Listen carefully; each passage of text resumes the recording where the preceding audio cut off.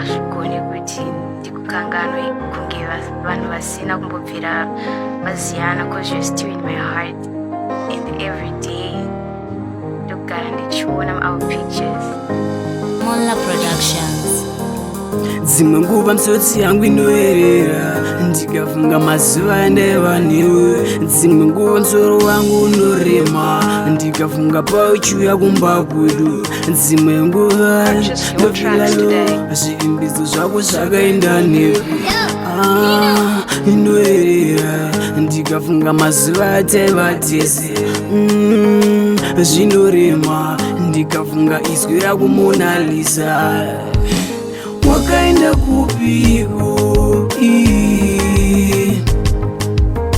Hauchafoni, hauchatexti mwanasikana.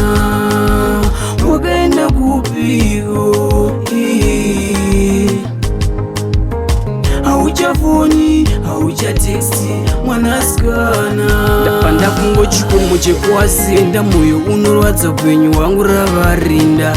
Wakaenda kure kanonyora tsamba kana adiresi here hayo Mona Lisa. Chinozokwayamo indangariro ndikafunga zvese zviya zvataita wangu. Dzatova 6 months pepa achafona ndongoringanzira Mona Lisa kuchisina. I'm the last person who could have kana kuona, but the truth is that so I know I hurt you. I didn't mean to break your heart. As a child, I made a mistake.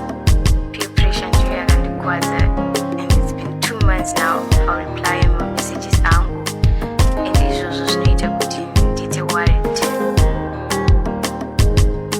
So I'm later when you didn't mean those things you said. Wakaenda kupiko? Hauchafoni, hauchatexti mwanasikana. Wakaenda kupiko?